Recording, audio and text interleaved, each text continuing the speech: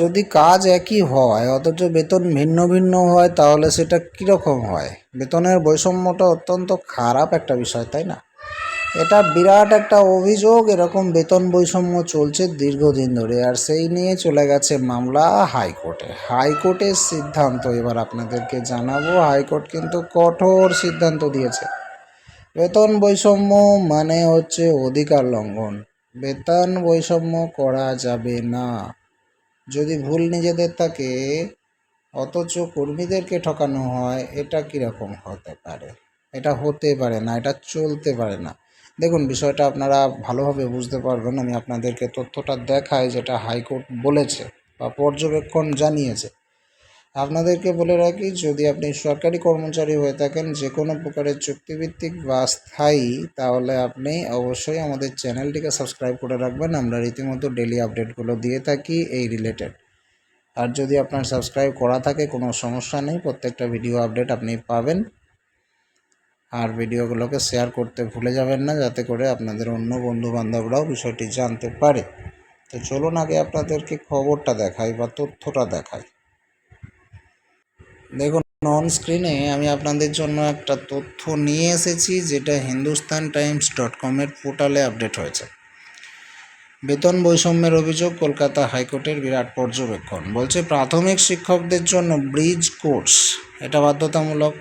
আপনারা জানেন ডিএলএড বা ব্রিজ কোর্স ছাড়া প্রাথমিক শিক্ষকদের টেট পরীক্ষায় বসাই যায় না। তবে সেটা ছিল 1 দশক আগেকার কথা। ব্রিজ কোর্স বাধ্যতামূলক। এই ব্রিজ কোর্স করতে পারবেন বিএড উত্তীর্ণ প্রাথমিক শিক্ষকরা, যেটার দায়িত্ব ছিল সর্বভারতীয় নিয়ামক সংস্থা এনসিটিইর উপর।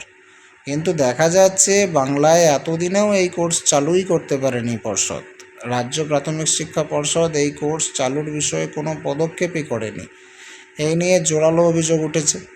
পরিস্থিতি এমন পর্যায়ে পৌঁছেছে যে কয়েকজন প্রাথমিক শিক্ষক বিষয়টি নিয়ে মামলা করতে বাধ্য হয়েছেন।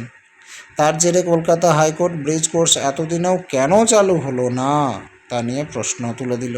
ফলে তৈরি হলো একটা অতিরিক্ত চাপ। এতদিন করলে আরামে করতো, এবার কিন্তু পর্ষদের কাছে একটা অতিরিক্ত চাপ চলে এলো। হাইকোর্টের গুঁতো।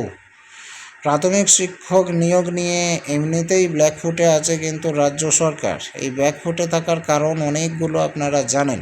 প্রাথমিক শিক্ষক নিয়োগ নিয়ে কিন্তু রাজ্য সরকারের ছবি খুবই খারাপ, কারণ এই নিয়োগ নিয়ে দুর্নীতি হয়েছে বলে অভিযোগ আছে, আর তা নিয়ে মামলা হয়েছে এবং কেন্দ্রীয় তদন্তকারী সংস্থা তদন্তও শুরু করেছে। এই আবহে এই কোর্সের বাস্তব কার্যকারিতা নিয়েও কিন্তু প্রশ্ন উঠছে, কারণ এই কোর্স না করার পরও কয়েক হাজার বিএড উত্তীর্ণ প্রাথমিক শিক্ষককে রাজ্য সরকার এ ক্যাটাগরির শিক্ষক হিসেবে চিহ্নিত করেছে, যার ফলে উচ্চ স্কেলে বেতন দেওয়া তাদেরকে হচ্ছে। এটাই বৈষম্য হয়েছে বলে অভিযোগ উঠেছে। বৈষম্যটা কি?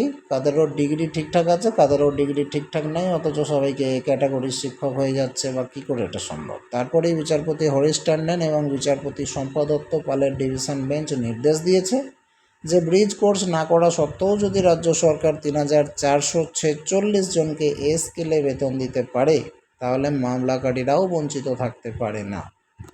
সবাইকেই দিতে হবে এ স্কেলের বেতন। এখানেই শেষ নয়। যারা এখন এ ক্যাটাগরির বেতন পাচ্ছেন তাদের পাওনা নিয়ে কোনো আপত্তি নেই, কিন্তু যারা মামলা করেছেন তাদেরও এ ক্যাটাগরির স্কেলে বেতন দিতে হবে। এই নির্দেশই কিন্তু কলকাতা হাইকোর্ট দিয়েছে। অর্থাৎ বেতনের বৈষম্য রাখা যাবে না, প্রত্যেককে এ ক্যাটাগরির স্কেলে বেতন দেওয়া হোক। আসলে এক যাত্রায় পৃথক ফলটা হবে কেন, এই প্রশ্ন মামলাকারীদের। এই এ ক্যাটাগরির বেতন পেতে একদল বিএড উত্তীর্ণ প্রাথমিক শিক্ষকরা কলকাতা হাইকোর্টে মামলা করেন। তারা অভিযোগ করেন কিছু শিক্ষক তাদের সমান হওয়া সত্ত্বেও রাজ্য সরকার তাদের উচ্চ হারে বেতন দিচ্ছে, তাহলে তারা কেন পাবেন না? তাদের অপরাধটা কী? রাজ্য সরকার জবাবে আদালতে স্বীকার করে প্রায় 3,500 শিক্ষক ব্রিজ কোর্স না করেও উচ্চ হারে বেতন পাচ্ছেন। এখন মহা ফাঁপড়ে পড়ে গেছে রাজ্য সরকার, কারণ যারা উচ্চ হারে বেতন পাচ্ছেন তাদের বেতন কমানো সম্ভব না। বেতন কমালে তারা আবার আদালতে হাজির হবেন, আর এই মামলাকারীদের বেতন বাড়ালে সেটা সরকারের তহবিলে চাপ পড়বে। এবার যাবেন কোন দিকে? একসঙ্গে 3,446 জনের বেতন বাড়ালে রাজ্যের হাল খারাপ হয়ে যাবে। অথচ কলকাতা হাইকোর্টে বেতনে যে বৈষম্য সেটা না করার পক্ষেই নির্দেশ দিয়েছে। তাহলে অলরেডি যারা বেশি বেতন পাচ্ছেন তাদের বেতন তো কমানো সম্ভব নয়, কমালেই তারা আদালতে ছুটবে। আর যারা কম বেতন পাচ্ছেন তারা মামলা করে দিয়েছেন যে আমাদেরকে তাদের সমান হারে বেতন দিতে হবে। যদি সমান হারে বেতন দিতে চাই রাজ্য সরকারের তহবিলের চাপ, আর যদি বেতন কমাতে যাই তাহলে আবার আদালতের চাপ খেতে হবে। এই মহাফাঁপড়ে পড়ে গেছে রাজ্য সরকার। যেহেতু কোর্ট রায় দিয়েছে এদেরও বেতন ওদের সমান করে দিতে হবে, সুতরাং এখন রাজ্য সরকারের তহবিলে পড়বে বিরাট একটা চাপ। কলকাতা হাইকোর্টের বক্তব্য, যারা এতদিন উচ্চ হারে বেতন পাচ্ছেন তাদের সেই বেতন রাজ্য ফেরাবে কিনা সেটা তাদেরই ঠিক করতে হবে, কিন্তু তার জন্য একই যোগ্যতা আছে যাদের, তাদের বঞ্চিত করা যাবে না। সুতরাং মামলাকারীদের এ ক্যাটাগরির শিক্ষক ধরে নিয়ে বেতন দিতে হবে, আর চাপটা হচ্ছে এইখানেই। দর্শক, এবার রাজ্য সরকার কোন পথে হাঁটবে? কোর্ট বলেছে সমান হারে বেতন দাও, সমান হারে বেতন দিতে গেলে তহবিলে পড়বে চাপ। কোর্ট কিন্তু এটাও অবস্থা তাদেরকে রাজ্য সরকারের কাছে অপশন খোলা রেখেছে, তোমরা চাইলে যারা বেশি বেতন পাচ্ছে তাদের বেতন কমিয়ে এদের সমান করতে পারো, আর নয়তো বা এদের বেতন বাড়িয়ে তাদের সমান করতে পারো। রাজ্য সরকারের কাছে দুটো অপশনই খোলা আছে, কিন্তু রাজ্য সরকার গরম সিঙারা খাওয়ার মতো পরিস্থিতি হয়ে গেছে, না ফেলতে পারছে না গিলতে পারছে। বেতন কমাতে গেলে পারা যাবে না, কারণ তারা যাবে হাইকোর্টে, আর বেতন বাড়াতে গেলে পারা যাবে না, কারণ সেটা চাপ দেবে তহবিলে। তাহলে কোন পথে যাবে রাজ্য সরকার? দর্শক, আপনার কি মনে হয় এই প্রশ্নের উত্তরটা কি হতে পারে? অবশ্যই আপনার মতামত কমেন্ট করে জানান। এই বিষয়ে আপডেট যেটা বেরিয়ে আসবে, রাজ্য সরকার যা সিদ্ধান্ত নেবে সেটা আপনাদেরকে অবগত করব। এই চ্যানেলে অবশ্যই যুক্ত থাকবেন, তাহলে কোনো আপডেট আপনাদের মিস হবে না। পরবর্তী ভিডিওতে দেখা হচ্ছে। সবাই ভালো থাকুন, ধন্যবাদ।